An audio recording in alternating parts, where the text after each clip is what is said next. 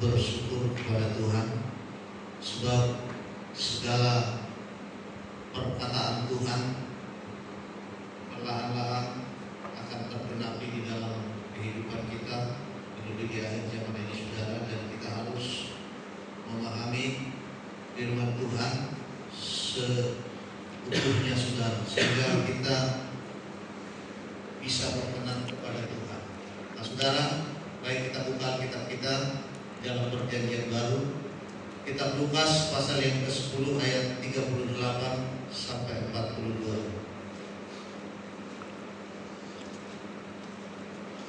Perjanjian Baru Lukas pasal yang ke-10 ayat 38 sampai dengan 42. Sudah ditemukan? Kita akan baca bersama-sama dalam hitungan yang ketiga. Kita baca firman Tuhan. 1, 2, 3. Ketika Yesus dan murid-muridnya dalam perjalanan tiba-tiba di sebuah kampung, seorang perempuan yang bernama Marta menerima dia dari Tuhan. Perempuan itu mempunyai seorang saudara yang bernama Maria. Maria ini duduk dekat kaki Tuhan dan terus mendengarkan perkataannya. Sedang Maria sibuk sekali melayani. Ia mendekati Yesus dan berkata, "Tuhan, tidakkah Engkau peduli bahwa saudaraku membiarkan aku melayani seorang diri? Suruhlah dia membantu aku." Tetapi Tuhan menjawabnya, "Marta, Marta, engkau khawatir dan menyusahkan diri dengan banyak perkara, tetapi hanya satu saja yang perlu. Maria telah memilih bagian yang terbaik yang tidak akan diambil daripadanya." Puji Tuhan. Kita mulai beri judul firman Tuhan malam ini, Tuhan melihat ketulusan hati. Saudara, ini kisah Maria dan Marta dan saudaranya Lazarus. Maria adik daripada Marta.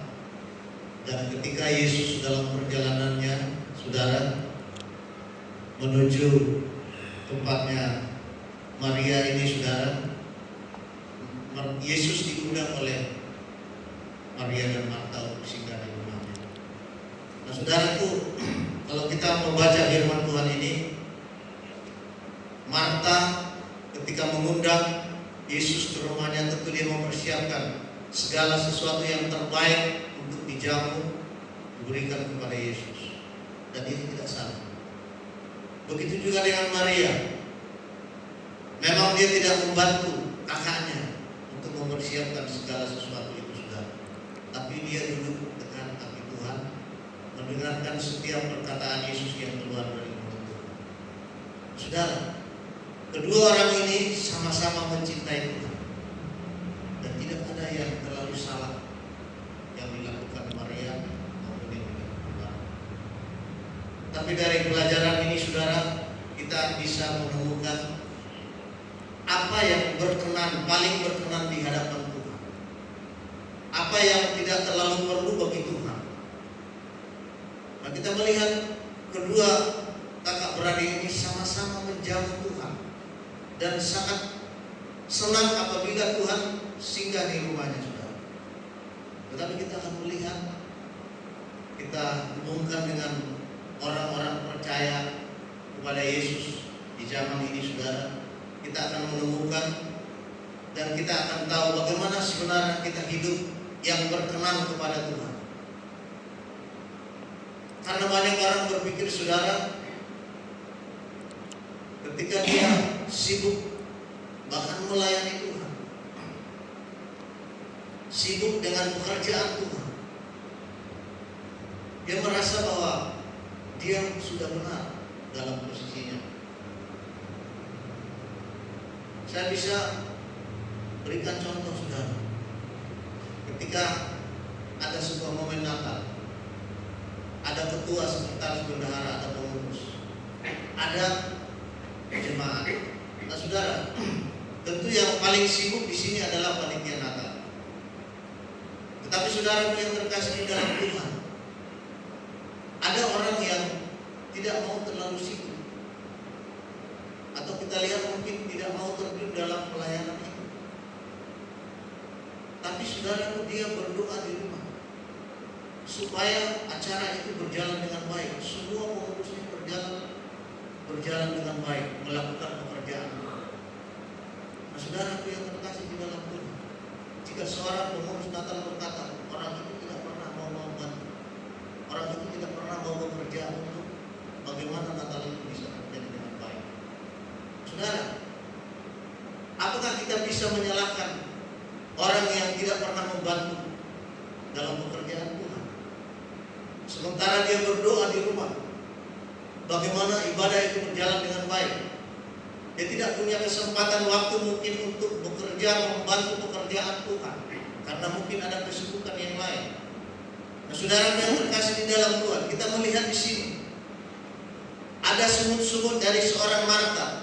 Tuhan, ketika dikatakan ini, tidakkah engkau peduli bahwa saudaraku membiarkan aku melayani seorang diri? Suruhlah dia membantu aku. Saudara, ada sungut-sungut di sini. Sungut-sungut yang membuat seorang itu bisa berdoa, bukan menjauh dari Tuhan. Ini sangat-sangat perlu kita harus bisa membedakan. Kita tidak bisa menjudge seseorang. Dia mungkin sudah mengambil bagiannya yang terbaik, dan kita melihat dia tidak melakukan apa-apa. Saudara,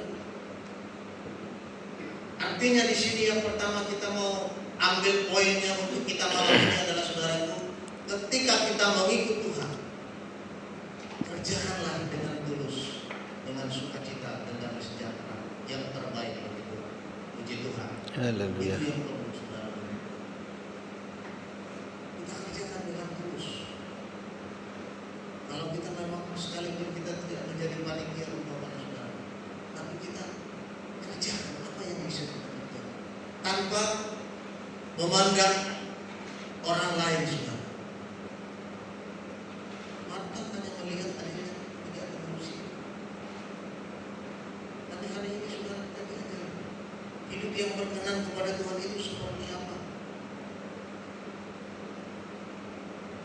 Ada mungkin kalau kita lihat, saudaraku, KKR besar. Nah, saudara, bagi Tuhan KKR yang begitu besar dan megah itu tidak terlalu perlu bagi Tuhan. Apakah dia megah? Apakah lampu-lampunya mantap? Apakah sound sistemnya bagus? Tuhan tidak terlalu berpikir bahwa itu sangat perlu. Tapi bagi Tuhan yang sangat perlu adalah, adakah orang-orang yang datang ke situ datang fokus matanya tertuju pada Tuhan? Apakah saat itu ketika ada KKR itu, saudara, dia fokus menyembah Tuhan, dia memandang Tuhan Yesus? Ataukah dia dengan fokus mendengarkan firman Allah ketika khotbah dibacakan Tuhan? Saudara, ini sama dengan yang terjadi dengan Marta dan Maria. Kita harus bekerja dengan tulus, melakukan pekerjaan kita. Apa yang kita kerjakan Tuhan sudah tahu, saudara. Inilah bagian orang lain, inilah bagian saya. Saudara, bagi saya ini sebagai seorang hamba Tuhan, ini sangat perlu.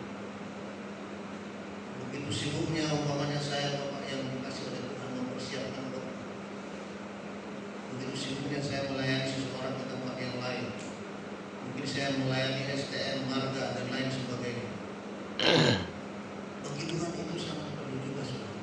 Tapi yang sangat perlu bagi Tuhan adalah bagaimana ketika saya bekerja mempersiapkan itu. Adakah saya berdoa kepada Tuhan? Adakah saya bertanya dulu kepada Tuhan? Adakah saya masuk dalam saat teduh yang indah bersama Tuhan sebelum saya melakukan semua pekerjaan Tuhan itu? Itu yang terjadi seperti Maria dan Marta ini, saudara. Mereka mempersiapkan segala yang terbaik bahwa Yesus akan menginap, akan singgah di rumah mereka, saudara, dan menyuguhkan yang terbaik bagi Tuhan. Nah, kita lihat Maria, saudara, dia tenang-tenang saja, tapi duduk dekat kaki Yesus, mendengarkan setiap perkataan yang keluar dari mulut Yesus sangat sengaja. Inilah yang terbaik yang sudah dilakukan Maria. Dan hal-hal yang baik, saudara, ada yang lebih terbaik, saudara.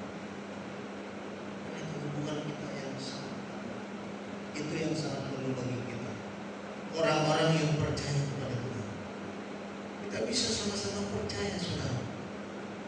Kita bisa sama-sama hadir, tidak pernah absen. Tapi begitu juga kita, hubungan kita dengan Tuhan secara pribadi dengan Tuhan. Apakah kita merenungkan firman Allah? Apakah kita datang setiap pagi, setiap pulang bekerja, sujud di bawah kakinya? Karena itu, saudaraku, kita harus mengerti bagaimana. Lalu yang kedua, saudara, kekhawatiran dan kesusahan yang berlebih-lebihan akan hal dunia akan mengalihkan perhatian kita dari Yesus. Marta ini terlalu khawatir. Besok saya tidak menanggung Tuhan Yesus. Dia terlalu khawatir dengan aku. Tuhan berkata pada ayat 41, tapi Tuhan menjawab, Marta, Marta, engkau khawatir dan menyusahkan diri dengan banyak perkara. Saudara, kita diajar malam ini, saudara, untuk tidak terlalu khawatir akan hidup saudara. Yang penting ada hubungan kita dengan Tuhan. Ada masalah keluargamu, saudara. Jangan terlalu khawatir apa nanti mungkin yang akan terjadi. Tapi yang terpenting di sini, saudara, seperti Maria lah itu, kita dekat dengan Tuhan. Kekhawatiran kita akan sirna perlahan-lahan, saudara, ketika firman Allah kita dengar. Firman Allah itulah yang membuat kita tetap bisa tidak akan khawatir. Saudara, banyak perkara kata Tuhan Yesus.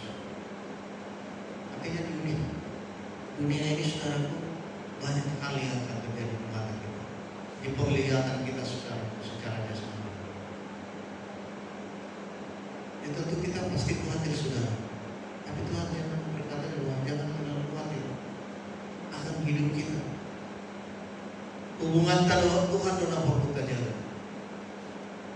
Apapun yang terjadi di tengah-tengah hidup kita, saudara, baik itu sakit penyakit, baik itu masalah ekonomi, masalah pekerjaan, masalah masa depan anak-anak kita, saudara, kita hanya dapat berkata kepada Tuhan, kuserahkan seluruh hidup, seluruh anak-anak, seluruh masa depan keluarga kami. Saya selalu berpikiran positif. Yang penting aku punya Tuhan. Ulang itu dong. Harta tidak saya terlalu pikirkan. Oh, saya tidak pernah dan selalu hanya berkata kepada Tuhan, aku tidak meminta kekayaan kepada Tuhan, tapi aku berikan kekuatan kesehatan panjang umur, supaya aku lebih banyak untuk memperbuat yang terbaik untuk Tuhan. Usering semua itu aku. Karena saya berpikir dunia ini hanya sementara. Kita tambah-tambah aset kita, saudara. Ya memang ada hasilnya Bapak yang hasilnya. Tapi pada akhirnya juga rumah. Kita cukupkan dengan apa yang ada pada kita. Puji Tuhan. Kita cukupkan saja. Mula ditambahi Tuhan, melihat Tuhan. Alai mula so ditambahi Tuhan, dan undang apalah marsigogo kita. Olah nita ulah, dakta ulah ulah Tuhan. Kerjakan pekerjaanmu seperti biasa. Engkau berusaha semaksimal mungkin, tapi saudaraku, begitu juga lah hubunganmu dengan Tuhan, jangan dilupakan. Tetap mencari uang, tetap mencari apa yang terbaik untuk keluargamu. Tapi jangan pula engkau tinggalkan Tuhan karena pekerjaan itu. Tinggalkan dulu pekerjaan itu. Karena ketika engkau tinggalkan, tidak akan mengurangi income-mu pada saat itu. Karena ada harta yang tidak pernah habis dimakan kara dan dengar, yaitu firman Allah yang akan menambahi adonanmu, yang akan menambahi berkat-berkat lumbung-lumbung. Kita utamakan hubungan kita dengan Tuhan. Yesus kita luar biasa. Dia kaya dengan segala kekayaan, saudara. Apa yang tidak punya Tuhan? Jangan pernah sombong di Tuhan. Bagian apa saja dalam hidup kita, di tangannya semuanya. Amin. Yesus menyediakan bagi kita. Nah, hari ini juga paling terpenting kita lihat di sini, saudara, bahwa Marta membuka rumahnya untuk Tuhan, tetapi Maria Inilah sebenarnya yang kita harus lakukan. Ketika kita membuka rumah kita untuk Tuhan, tapi kita buka juga lah hati kita untuk Tuhan. Itulah endingnya hari ini firman Allah, saudara. Ketika kita katakan bahwa kita percaya kepada Tuhan, kita buka pintu rumah kita, artinya hidup kita untuk Tuhan. Tapi kita buka juga pintu hati kita untuk Tuhan. Itu yang berubah hari ini, saudara. Ada balance, ada keseimbangan dalam kehidupan Kristen kita, saudara. Unakulana martuha terus dan taula tong salah betul. Jadi buruk kita salah. Itu apa madokor muluso mulu armalas tuh barang mangan nih. Tetapi jangan lupa tinggalkan Tuhan. Karena kuasa, karena kekuatanmu hanya ada di dalam Dia. Segala yang tersedia ada di tangannya, saudara. Karena itu saudara, malam hari ini terlebih utamakanlah pendengaran akan firman Tuhan.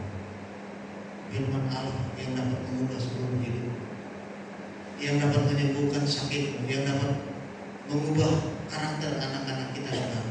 Semua kita di sini sudah punya anak. Saya percaya setiap bapak-bapak di sini sudah punya problem tersendiri untuk anak-anaknya. Punya masalah tersendiri dengan anak-anaknya, saudara. Berbeda karakter mereka, saudara. Anak dua, karakternya berdua. Tapi apa yang harus kita lakukan, saudara? Sangat sulit dengan kekuatan kita untuk mengajar anak-anak sekarang, saudara. Karena memang masa-masa sekarang adalah masa-masa yang sulit menerima kebenaran firman Allah. Apalagi remaja, anak-anak muda sekarang. Kalau mau bagi-bagi hatani Tuhan ini, saya berkali-kali pendalaman Alkitab di sini, saudara. Mereka memang mendengar firman Allah, tapi memang untuk memahami dan melakukannya, saya melihat mereka sulit untuk melakukannya. Karena apa? Karena sedang terbuai dengan keindahan, sama keindahan teknologi sekarang. Mereka sedang terbuai di sana. Sulit untuk menerapkan firman Allah itu. Lain seperti generasi kita, saudara. Nanti yang perlu kesehatan, saudara. Serangan sampai selalu berkata ketika anak-anak saya menangkap saya. Sebuah Tuhan, Tuhan. Upasahan Tuhan. Anggota miang Tuhan. Ikut-manian bebas ngomong. Alai sebut di Tuhan. Saya akan berikan terus firman Allah, didikan kepada anak-anak saya. Tapi Tuhan yang mengerjakannya dalam kehidupan. Amin. Tuhan yang mengerjakannya, bukan kita, saudara. Kita hanya memberikan pengajaran, pendidikan, dan pengawasan bagi anak-anak kita. Namun yang dapat mengubah hatinya adalah firman Allah yang dia dengar, yang pernah kita sampaikan kepada dia. Itu yang dapat mengubah sikap dan karakternya sehingga menjadi ciptaan baru Roh Kudus.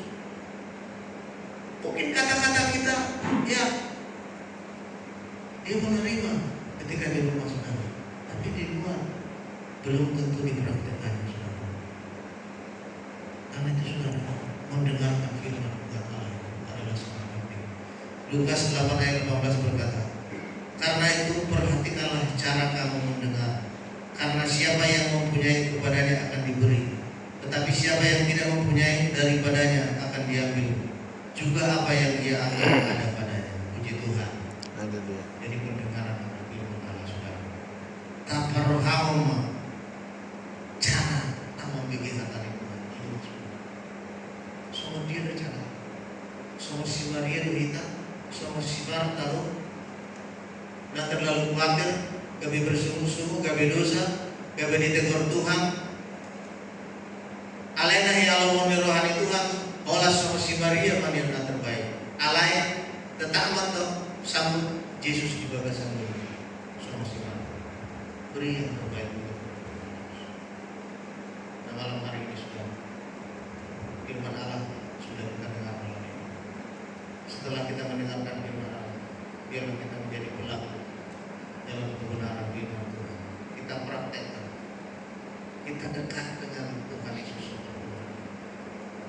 Iba tapar jolo di mulut jolok ke Tuhan. Baru hal kedua yang dilakukan oleh Marta. Kedua hal ini bisa kita lakukan kalau kita akan menjadi orang-orang ketika datang Yesus kedua kalinya. Adakah orang-orang beriman di bumi? Kita adalah orang-orang tersebut. Puji Tuhan.